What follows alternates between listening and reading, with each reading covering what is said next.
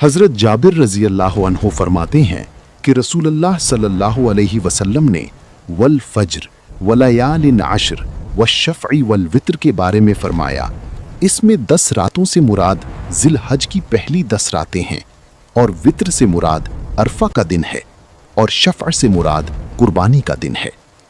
उम्मुल मोमिनीन हज़रत उम्मे सलमा रज़ी अल्लाह अन्हा फरमाती हैं कि रसूलुल्लाह सल्लल्लाहु अलैहि वसल्लम ने इरशाद फरमाया, जब ईद उल अज़हा का चांद तुलू हो जाए तो जो शख्स कुर्बानी करने की नीयत रखता हो उसको चाहिए कि कुर्बानी करने तक अपने बाल और नाखून ना काटे।